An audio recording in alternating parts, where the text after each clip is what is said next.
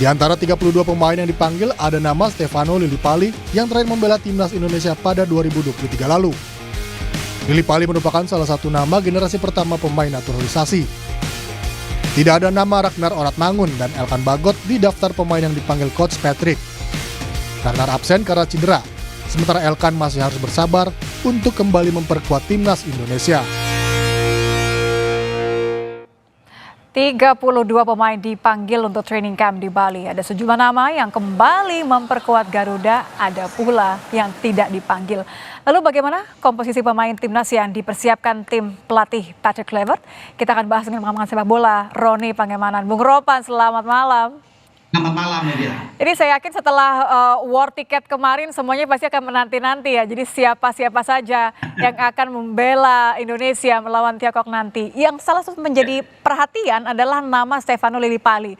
Ini saya menduga-duga, kira-kira seorang Lillipali yang usianya sudah 35 tahun ya, apa yang direncanakan? Mengapa ditaruh untuk melapis Marcelino?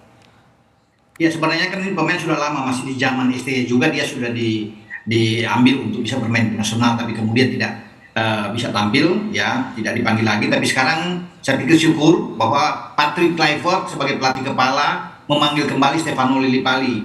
Ini untuk mengisi, saya pikir, kekosongan. Dia bagus, punya visi bermain bola yang baik, ya untuk bisa mengisi posisi dari Marcelino Ferdinand di posisi, karena dia bisa bermain di flank juga dengan baik. Itu salah satu saya pikir pemikiran bahwa ya kehadiran dari Lillipali ini sangat dibutuhkan karena pengalaman dia bermain, karena dia bermain sudah lebih dari 30 caps untuk tim nasional, mungkin ada 7 gol yang dia sudah lakukan dengan 3 assist. Jadi itu yang saya pikir kehadiran dia dibutuhkan untuk pertandingan krusial tanggal 5 Juni menghadapi Cina, karena kita harus menang bermain di GBK. Saya tangkap tadi ada kata-katanya ada gol, artinya memang disiapkan ini untuk menambah keyakinan bahwa kita memang harus cetak gol ya, lewat Lillipali kita yakin. Betul, karena dia kan bukan hanya seorang pemberi assist, passing-passingnya oke, bagus, tapi dia juga seorang pencetak gol yang berbahaya. Di Borneo dia sudah buktikan itu pada musim yang lalu juga sebagai pemain Indonesia yang sangat subur dalam hal mencetak gol. Makanya saya pikir wajar kalau dia dipanggil lagi, dan banyak yang menunggu itu, menunggu kesempatan kapan Lillipali bisa balik, dan ternyata dia ada. Syukur-syukur, karena ini kan 32 pemain yang dipanggil, masih akan ada nanti untuk sampai 23. Itu regulasi. Apakah dia, pertanyaannya itu apakah dia ada sampai di 23 atau dia tersisi? Ya itu kalau menurut saya sangat disayangkan, dia harus ada di 23 sebenarnya. Tapi kembali ke pelatih Patrick Kluivert yang menentukan, tentunya begitu Nindya. Sayang sekali kalau sampai tidak masuk 23. Jadi Anda yakin sebenarnya peran seorang Lillipali ini akan memberikan suatu kontribusi yang krusial sekali ya untuk melawan Tiongkok dan juga Jepang? Iya. Karena dia kan naluri menyerang bagus, ya. Yang dibutuhkan adalah umpan-umpan, dan Ole Romani ada di depan. Itu membutuhkan passing-passing yang terukur, yang matang, dan Lillipali bisa melakukan itu dengan baik. Apalagi tapinya apa, Bung Ropan? Tapinya apa? Kalau tadi Anda melihat bahwa tetap ada kemungkinan bisa saja dia tidak masuk ke 23, tapinya tuh apa? Karena memang kami milih tetap Marcelino, atau sebenarnya ada pertimbangan tadi masih mungkin kali Lillipali bermain penuh? Untuk melawan Cina, saya pikir tenaga dia dibutuhkan. Kenapa? Karena kita tidak punya Ragnar Oratmangun juga yang tidak ada dalam list. Mestinya ada Ragnar di sana. Dengan kekosongan tidak ada Ragnar, itu yang salah satu saya pikir ya pemikiran dari Patrick Kluivert untuk mengambil Lillipali. Karena kita butuh pemain untuk memberi umpan-umpan dari sini, dan Ole Romani butuh sekali pemain itu. Marcelino tidak bermain, ini juga kan akan merugikan kita ketika Marcelino dan Ragnar tidak ada. Praktis kita hanya akan mengandalkan Ole Romani di depan. Nah, di sinilah kita butuhkan seorang Lillipali, dan saya sangat berharap bahwa dia jangan gugur di 32. Dia harus tetap bertahan, dan Patrick Kluivert memberi kesempatan untuk bermain. Karena dialah satu-satunya pemain yang kita butuhkan. Kalau Ragnar tidak ada, dia bisa bergeser ke kiri. Posisi kanan itu bisa diambil oleh Jakub Sayuri atau Emiliano Reinders. Itu yang untuk menghadapi Cina. Karena kan fokus kita jangan ke Jepang, ke Cina saja dulu. 3 poin lawan Cina itu kan harga mati buat kita bermain. Betul. Untuk membuka peluang kita masuk ke paling tidak ke ronde keempat. Makanya dibutuhkan tenaga seperti Lillipali, gitu. Jangan sampai kendor di Tiongkok gitu ya. Ragnar kan sudah pasti ya kemudian tipis karena cedera ya. Elkan juga nampaknya masih harus bersabar. Dengan komposisi seperti ini kita melihat tadi ada kabar baik dari Nasib Palermo ya. Tapi Anda melihat artinya komposisi yang paling mungkin dari 32 masuk ke 23 itu siapa saja yang memang benar-benar diperlukan, Bung Ropan? Iya, memang sangat sulit ya. Itu kan tergantung dari seorang PK sendiri yang akan melihat. Namun nama-nama seperti misalnya yang terakhir bermain dengan Bahrain kita menang itu pasti akan masuk semua. Kecuali Ragnar kan yang tidak bisa bermain dengan Ya. Marcelino, Martin Paes juga tidak bisa bermain. Jadi Emil Audero pasti masuk di sana. Kemudian Epidik sudah sembuh. Sedikit kelegaan ya Calvin Emil Verdonk, ada ya.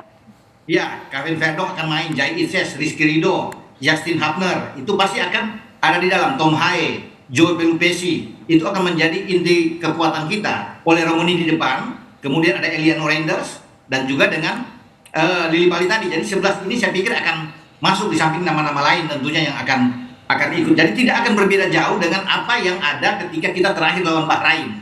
Itu aja, cuma yang membedakan karena kita ada akumulasi kartu 2 orang, Martin Paes dan Marcelino, ditambah dengan cederanya Ragnar. Makanya ada 3 pemain tambahan masuk itu. Salah satu saya pikir adalah Lili Pali akan masuk, Egy Maulana juga pasti akan masuk di sana, Ricky Kambuaya juga akan ikut masuk di dalam, ya, termasuk dengan Jakob Sayuri. Ini nama-nama yang pasti akan diambil oleh Patrick Kluivert untuk bisa bermain nanti melawan Cina. Jadi kalau kita sempat khawatir karena lubang yang ditinggalkan Ragnar dan Elkan ini nampaknya masih akan membuat kita ketar-ketir, harusnya dengan komposisi yang Anda katakan tadi, kita masih punya peluang yang cukup signifikan ya? Oh iya, peluang, apalagi kan bermain di kandang sendiri. Betul.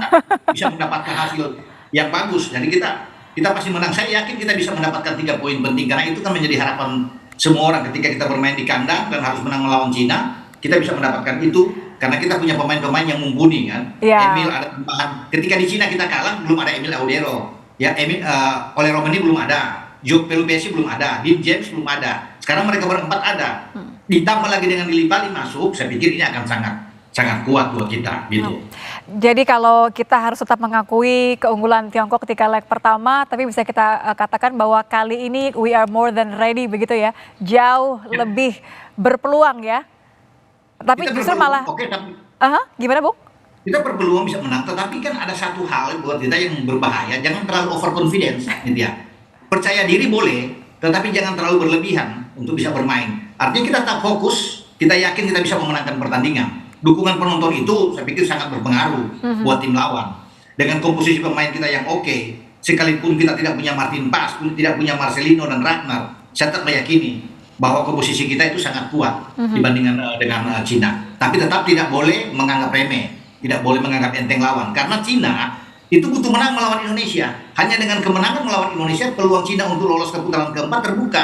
Karena setelah lawan Indonesia, mereka akan menjamu Bahrain. Nah, itu yang posisi mereka. Jadi mereka akan habis-habisan juga melawan Indonesia. Itu harga mati buat mereka untuk menang.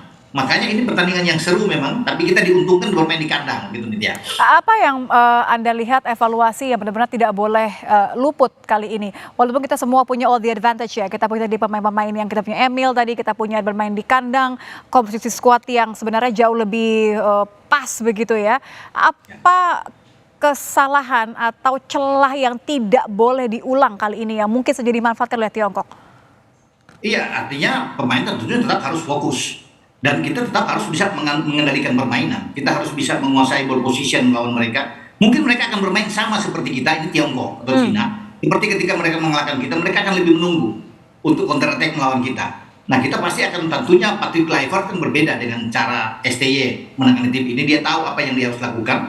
Dengan komposisi pemain belakang kita yang kuat, Ridho, Jai Itzes, kemudian dengan Justin Hubner, di kanan kita sudah ada Kevin Dix, di kiri ada Verdonk. Kita punya kekuatan karena kita punya keseimbangan di tengah dengan Joe Pelupesi yang main bagus melawan Bahrain, membiarkan Tom Haye untuk bisa bergerak memimpin ya, mendistribusi bola ke depan, maka keseimbangan tim itu akan dijaga dengan baik yang bermain yang lebih dalam.